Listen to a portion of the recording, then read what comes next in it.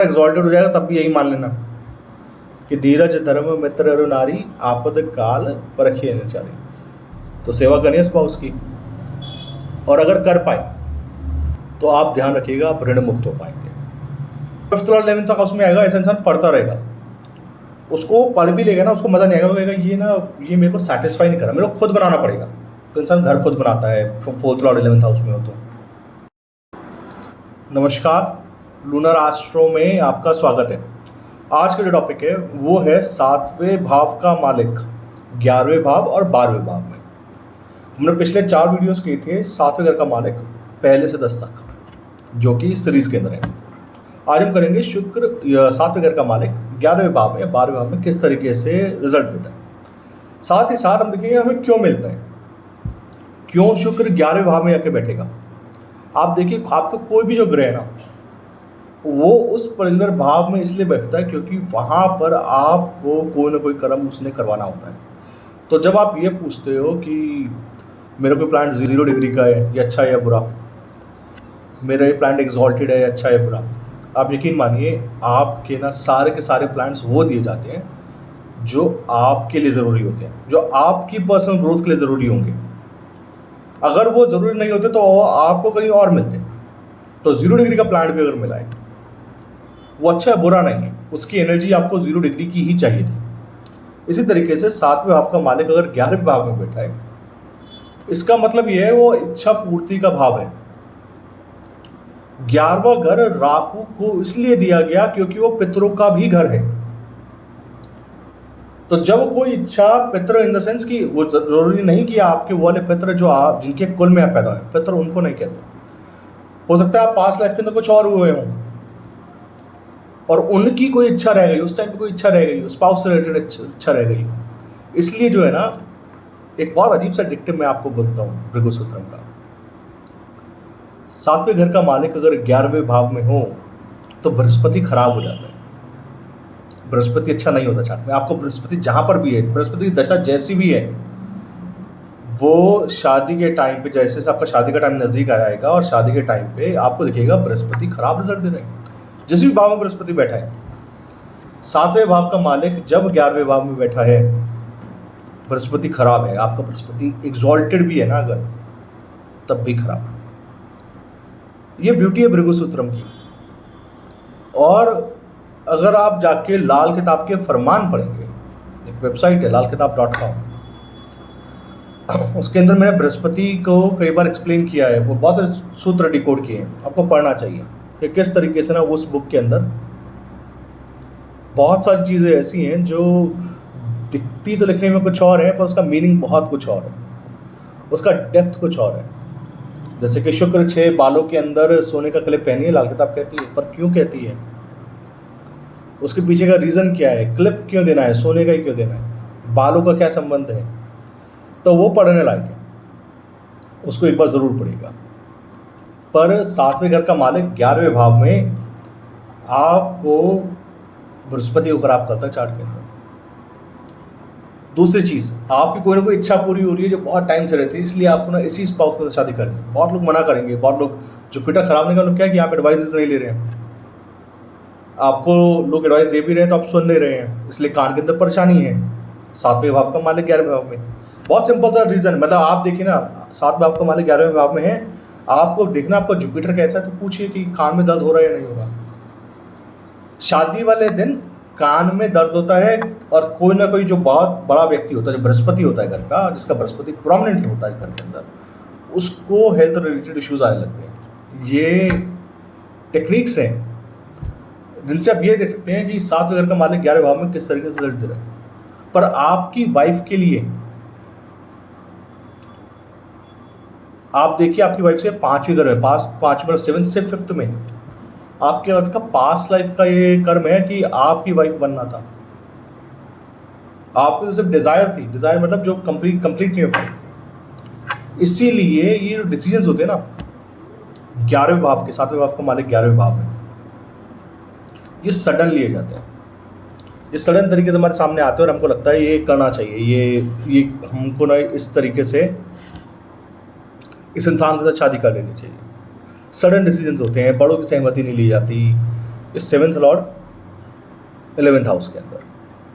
साथ ही साथ 11th house जो है वो रेगुलर गेन्स का है, कि आपकी सैलरी लगातार आएगी या नहीं आएगी। पर 11वें घर को सेवेंथ लॉर्ड जब 11th हाउस में होता है तो 11th हाउस ना इंस्टेबल हाउस है, उसमें स्टेबिलिटी नहीं है। तो आप ध्यान रखिएगा कि जो भी आप जिससे भी शादी कर लें, इंस्टेबिलिटी रहेगी मैरिज के अंदर। आपके जो भी स्पाउस आएंगे, और मतलब ये तरीका है देखने का कि आपके चार्ट में सेवेंथ और 11th हाउस में, 12th हाउस में, क्योंकि भाव अगर बदल गया है और भाव चलित के अंदर ये कहीं और बैठा है, 10वें में है, 12वें में, तो कई बार आपको कन्फ्यूजन होगा। सेवेंथ और 11th हाउस में आप पूछिए कि आपके इन लॉज की प्रॉपर्टी का क्या हाल है। कोर्ट केसेस तो नहीं चल रहे, घर कोने का तो नहीं है, त्रिकोण का घर तो नहीं है जो टी पॉइंट्स के घर होते हैं। ये सब तरीके हैं पता करने के। 11th हाउस में बैठा हुआ है, property related issues in laws को आने हैं। आपके फादर को प्रॉब्लम्स हैं सिबलिंग्स के साथ, आपके प्रोफेशन के अंदर हमेशा सैलरी से रिलेटेड दिक्कत आनी ही आनी है। मतलब आपकी शादी तय होनी है या जब भी आपका नए रिलेशनशिप में जाओगे, आपको सैलरी से रिलेटेड इश्यूज आने लग जाएंगे, आपका इनकम फ्लक्चुएट करेगा, इंस्टेबिलिटी आएगी। तो जो की वर्ड है सेवेंथ लॉर्ड 11th हाउस का, वो है इंस्टेबिलिटी आएगी। क्यों आएगी? क्योंकि आपके जो डिज़ायर्स है ना वो स्टेबल नहीं है। आपके डिज़ायर्स तो कहना है कि मन सोचता है कि आज सुबह ये करना है, और फिर वो डिज़ायर बनता है, फिर आप कुछ और करना चाहते हैं, और इसी वजह से इंस्टेबिलिटी। और ऐसे लोग जीवन में बहुत प्रोग्रेस करते हैं। सेवेंथ लॉर्ड 11th हाउस में हो, ऐसे लोगों का बिजनेस जो है ना अलग लेवल पे होता है। ये लोग जॉब में सेटिस्फाई नहीं होंगे। आपका जब भी कोई भी प्लान, मतलब किसी भी घर का plan, like 4th Lord 11th house में मिल जाए, 5th लॉर्ड 11th हाउस में मिल जाए, कोई भी लॉर्ड 11th हाउस में मिल जाए, ये लोग उस चीज़ से संतुष्ट नहीं होते हैं, क्योंकि उन्हें लगता है अभी और चाहिए, अभी कुछ और मिल जाए। और इनके लिए बात ना पैसे की नहीं है, पैसे पे आके बात खत्म नहीं होती, क्योंकि पैसा आपको सेटिस्फैक्शन नहीं दे सकता। आपको लगता हो कि पैसा सेटिस्फैक्शन दे सकता है, एक लिमिट तक देगा, उसके बाद खत्म कर देता है। और ये बात जैसे इनको समझ में आती ना कि पैसा सेटिस्फैक्शन नहीं देगा, इनकी जर्नी दूसरी चालू होती है, और स्पेशली शादी के बाद दूसरी जर्नी चालू होती है। क्यों? क्योंकि शादी के जैसे ही पार्टनर आके कंप्लीट करता है, पार्टनर आके जगाता है, क्योंकि पार्टनर तो पास्ट लाइफ से आ रहा है, उसके तो 5th हाउस है आपका, 7 से 5th में जा रहा है वो, तो वो तो आके झंझोड़ता है, वो बोलता है कि ये सब चीज़ें बेकार है, पैसे से आ रहा कुछ और चीज़ में करो। 4th और 11th हाउस में इंसान अपने घर से कभी खुश नहीं होता, उसके घर में कंस्ट्रक्शन चलता रहता है। आपको प्रश्न, मैं कई बार प्रश्न करता हूँ फेसबुक के ऊपर, आपने देखा होगा, मैं बोलता हूँ आज ये होगा सबके साथ, लगभग सबके साथ होगा, डिपेंडिंग ऑन कौन से टाइम जोन में हो, तो प्लस माइनस एक दिन में हो जाता है वो चीज़। लाइक आज से 2 दिन पहले सबने लगभग बड़े मेजर चेंजेस अपनी गाड़ी में या घर में करें ना। अब देखिए प्रश्न बना के, बहुत सिंपल सा टेक्निक है, डेली का प्रोडिक्शन कर सकते हैं आप कि आज ये होना है। Reason being is 11th house instability. 5th lord 11th house में आएगा, ऐसा इंसान पढ़ता रहेगा, उसको पढ़ भी लेगा ना, उसको मजा नहीं आएगा, वो कहेगा ये मेरे को सेटिस्फाई नहीं कर रहा, मेरे को खुद बनाना पड़ेगा। तो इंसान घर खुद बनाता है, 4th लॉर्ड 11th हाउस में हो तो। 5th लॉर्ड 11th हाउस में हो, इंसान पढ़ता रहता है, नहीं उस समझ में आएगा तो कहेगा ये मेरे को देख रहा ही नहीं है। उस बंदे को 5th हाउस एंटरटेनमेंट है।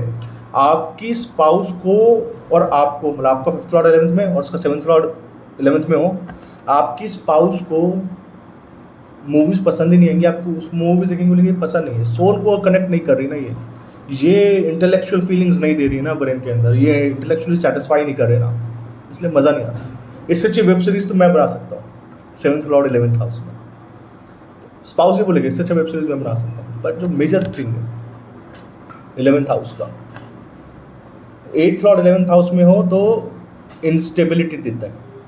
ऐसे लोग फ्रीलांसर्स बनते हैं, आपने देखा हो फ्रीलांसर्स के एक्टर्स के चार्ट में मिलेगा 11th लॉर्ड और 8th हाउस का कनेक्शन, 11th लॉर्ड और 10th लॉर्ड 8th हाउस का connection, 8th Lord 11th house का कनेक्शन, क्योंकि रेगुलर इनकम नहीं है।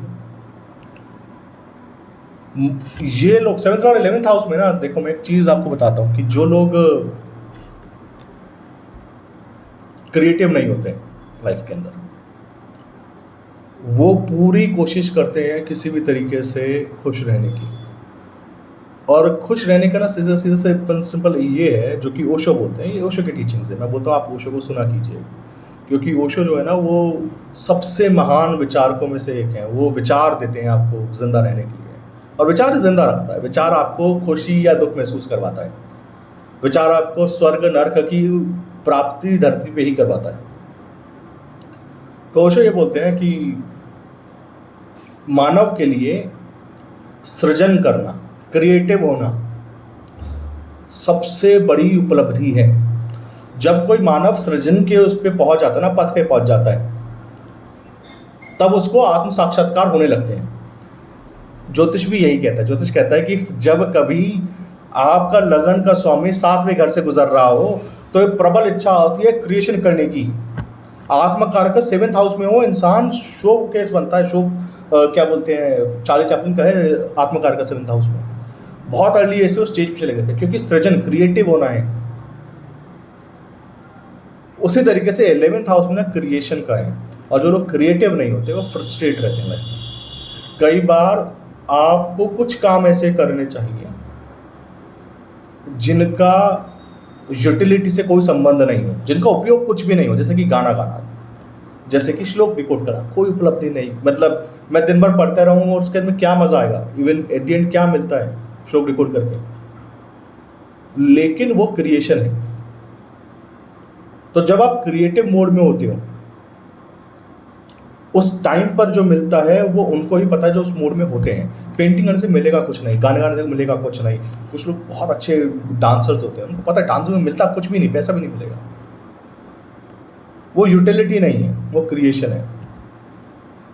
और ऐसे लोग जिनका 7th और 11th हाउस में हो, उनको क्रिएशन से फायदा मिलता है, क्योंकि वो ब्लेस्ड होते हैं अपनी क्रिएशन से। 7th हाउस क्रिएशन है, 7th हाउस ही आपको कंप्लीट करता है। यही मेरे को सिखाना भी है अपने अपकमिंग कोर्स में, लव एंड रिलेशनशिप्स, कर्म एंड रिलेशनशिप्स।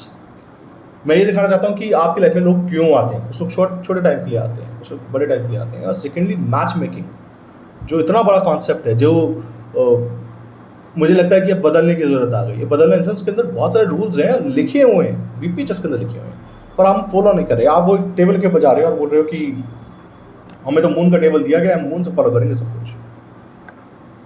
पर 7 प्रकार की शादियां बताई गई, वो 7 तरीके के ग्रह हैं ना, तो उनको तो फॉलो करोगे ना। अब ये तो देखोगे ना कौन सी रिलेशनशिप के लिए मैं कौन सा ग्रह फॉलो करूंगा। आप ये भी नहीं, आप पढ़ना भी नहीं चाहते आप, और उसके बाद बोलते हैं कि डिवोर्स हो जाता है शादी कुंडली मिलाने के बाद, आप एस्ट्रोलॉजी का दोस्त हो, और रीजन बीइंग आप पढ़ नहीं रहे हो। तो ये जो नया कर्म एंड रिलेशनशिप का कोर्स है, ये मैच मेकिंग है।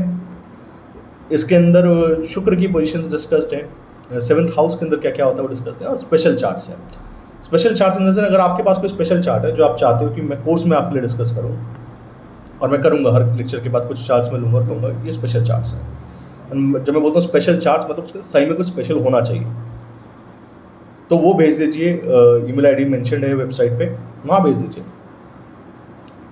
ताकि मैं उसको देख पाऊँ और मैं आपको एक्सप्लेन कर पाऊँ कि क्यों ये ऐसा इवेंट हुआ। तो लाइव रीडिंग्स है विद इन द कोर्स, ये होने वाला है। और जो लोग रिकॉर्डेड सेशंस में हैं उनके लिए एक लाइव क्यूए सेशन है बाद में, आप पढ़ लीजिए, उसके बाद आपके जो क्वेश्चंस रहेंगे मैं क्लियर कर दूँगा। पर 7th लॉर्ड 11th हाउस में बहुत क्रिएटिव एबिलिटी के साथ लोग पैदा होते हैं, और ये क्रिएटिव एबिलिटी का कौन जगाएगा? स्पाउस आएगा, क्योंकि स्पाउस तो पार्टनर है पास्ट लाइफ से। वो पास्ट लाइफ से आ रहा है, बोल रहा है कि तुम तो अच्छे पेंटर थे, तुम तो अच्छे ये थे, और वो झंझोड़ रहा है। वो आपको ये बता रहा है कि देखो मैं तुमको ना इनिशिएट कर दूंगा इसके अंदर। उसका काम, स्पाउस का काम आपकी लाइफ में सिर्फ इतना सा है कि वो आपको इनिशिएट करने के लिए आ रहा है। आपके लिए दिमाग में हो सकता है कि मेरे को पैसा मिल रहा है, मेरे को ये मिल रहा है, आपके लिए वो आपको सेटिस्फाई कर सकता है। इसलिए कई बार ना 7th लॉर्ड 11th हाउस में हो तो लोग वो पूछते हैं कि क्या देख के शादी करी, पर आपने जो देखा होता है, आपने उसकी शक्ल सूरत कुछ नहीं देखी होती है, उसने आपके सोल के उस पार्ट को टच किया होता है जो आपका क्रिएटिव पार्ट होता है। वो आपको समझता है कि हाँ ये इंसान ना क्रिएशन में यहाँ पे जाएगा। ओशो बोलते हैं कि जब तुमसे कोई मिले तो उसको पता चलना चाहिए कि तुम्हें ओशो ने छुआ है। तो स्पाउस आता है पास्ट लाइफ से, आपको छूता है और आपको जगा के चला जाता है। इसलिए इंस्टेबिलिटी है, क्योंकि वो आपके विचार को झंझोड़ रहा है। जो कोई भी आपके विचार को झंझोड़ता है ना, उसको आपको जगाने के लिए आप सोए हुए इंसान को जगा सकते हैं, पर जो इंसान जागा हुआ हो और अपने ही इस पागलपन की निंद्रा में फिर रहा हो, उसको जगाने के लिए कई बार एक्सट्रीम मेजर्स लिए जाते हैं। तो हो सकता है कि अगर आपके मैलेफिक प्लैनेट वहाँ पे बैठे हैं, सेवंथ लॉर्ड मैलेफिक है,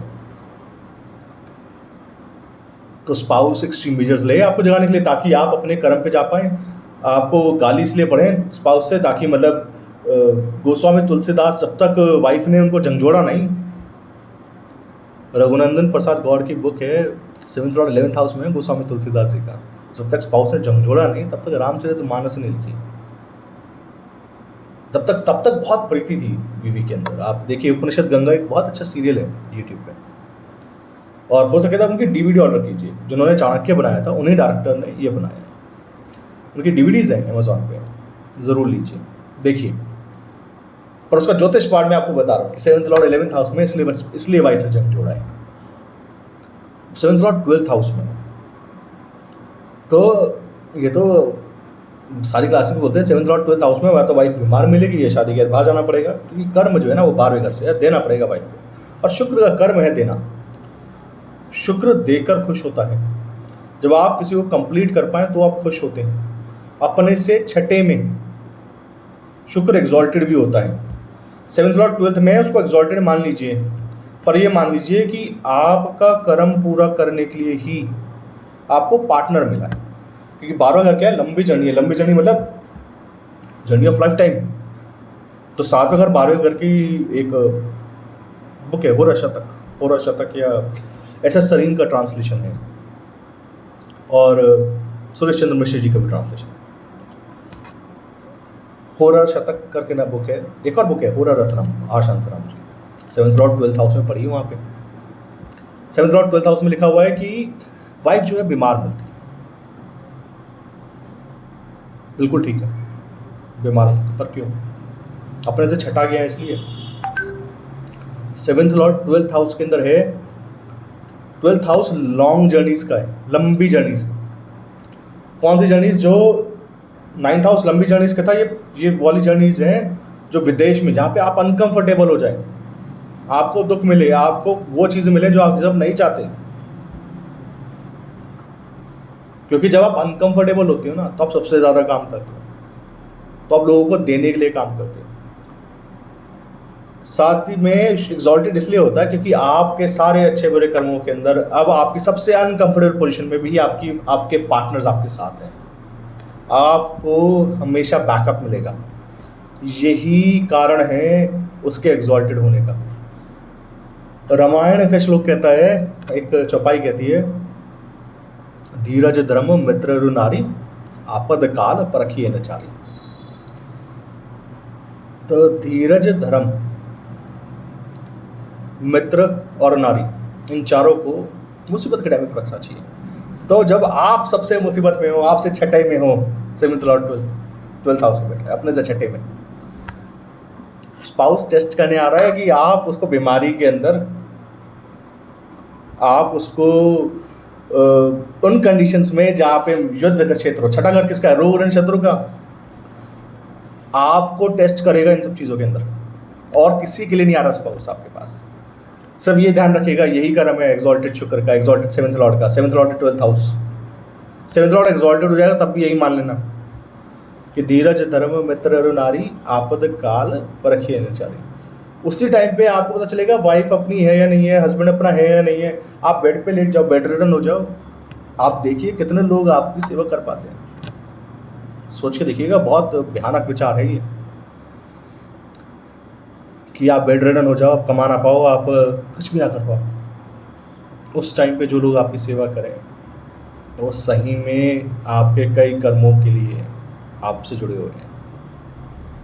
तो सेवा करनी स्पाउस की, और अगर कर पाए तो आप ध्यान रखिएगा आप ऋण मुक्त हो पाएंगे। ऐसे इंसानों को कभी भी सेल्फिश नहीं होना चाहिए। सेवंथ लॉर्ड इन 12th हाउस। जब आप भृगु सूत्रम पढ़ते हैं ना, तो साथ में गीता पढ़िए, साथ में रामायण पढ़िए। आप बीपीएचएस पढ़ते हैं ना, साथ में कुछ ना कुछ और जरूर पढ़िए, कुछ ना कुछ ऐसा पढ़िए, ऋग्वेद पढ़िए, और उनको कई बार पढ़िए, क्योंकि ये एक बार में समझ में नहीं आएंगे ये गीता, भगवत गीता तो एक बार भी नहीं आती, आप जितनी बार पढ़ेंगे उतनी बार आपको कहीं ना कहीं और जाके हिट करता है दिमाग के अंदर। तब लगता है अरे ज्योतिष का तो ये मतलब था, 7th और 12th हाउस तो इस तरीके से काम करता है। तो जब आपको ये लगने लग जाएगा ना कि 7th और 12th हाउस में है, लॉसेस नहीं दे रहा, स्पाउस में आपको विदेश इसलिए नहीं लेके जा रहा कि आपको वो 12th हाउस से विदेश का है, वो आपको अनकंफर्टेबल पोजीशन में लेके जा रहा है, वो आपको अकेला कर रहा है। सबसे पहला काम करेगा कि आपको अकेला करेगा, आपको और आपकी स्पाउस को अकेला लेके जाएगा, उसके बाद प्रॉब्लम्स क्रिएट करेगा, क्योंकि जब तक सब साथ रहेंगे तब तक आपको समझ में नहीं आएगा। 7th और 12th हाउस सबसे पहले जो क्या करता है, हस्बैंड या वाइफ आती है आपकी लाइफ में, वो घेरा बनाती है कि इसके बाहर नहीं आना, इससे मिलने के लिए भी मेरी परमिशन की जरूरत पड़ेगी। इसलिए ना लाल किताब में बहुत अच्छा रेमेडी है, 7th और 12th हाउस में स्पाउस को इज्जत दीजिए, यही रेमेडी है। नीले फूल दबा दीजिए, राहु का इफेक्ट खत्म करवा दें, कर लीजिए, अच्छी बात है, करना चाहिए, पर उसका मीनिंग समझिए, क्योंकि आपने कर्जा देना है। 7th और 12th हाउस में स्पाउस को नींद नहीं आएगी, शुक्र एग्जॉल्टेड है चार्ट में, स्पाउस को नींद नहीं आएगी, प्रेडिक्शन करिए, आपको आएगी, स्पाउस को नहीं आएगी, दोनों में से एक बंदे को नींद नहीं आती। ये वो टेक्निक्स हैं जो आपको लगातार समझनी पड़ेंगी प्रेडिक्शन के लिए, जो आपको ये पता चलता है ना कि अरे 7th और 12th हाउस में ये तो अपने से छठा जाके एग्जॉल्ट हो रहा है। जुपिटर एग्जॉल्टेड लाइफ में अच्छा नहीं होता, मतलब इस पर्टिकुलर दुनिया जहान के लिए, क्योंकि अपने से 8वें में एग्जॉल्टेड है ना, डेबिलेटेड फिर भी ठीक ठाक काम कर जाता है। पर 7th और 12th हाउस लॉसेस करवाएगा स्पाउस के थ्रू, और आपको देखने होंगे वो लॉसेस होते हुए, आपको छोड़ के नहीं भागना ना उस टाइम पे। जब कभी 7th और 12th हाउस में जाता है, उसका एक बहुत अच्छा रेमेडी ये है कि लाल किताब को बोलते हैं नीले फूल दबाइए। मैं बोलता हूँ कि आप ना लगातार अपने वाइफ के हाथ से या हस्बैंड के हाथ से जो छठे घर का काम है, आप उसकी लगातार मदद करते रहिए आप, ताकि ना उसके लिए लगातार डेडिकेटेड रहें। तो उससे आपको ये रोग ऋण शत्रु जो एनर्जी ना काम डाउन करती है। पर होना है, ये बात ध्यान के चलेगा कि आपको आइसोलेट होकर बीमार होना है, या आप रोग ऋण शत्रु में जाएंगे, या आप ऐसी कंडीशन में आ जाएंगे कि उस टाइम पे ना आपको टेस्ट किया जाएगा आपके स्पाउस के लिए कि आप कितने लॉयल रह पाते हैं। तो इसको ध्यान रखिएगा। तो ये थी complete series 7th Lord 1 to 12th house. Next series मेरे को जो करना है वो है कर्म एंड रिलेशनशिप्स, मैच मेकिंग का है, जो इसका कोर्स आ रहा है, उसके कुछ वीडियोस डेफिनेटली आएंगे।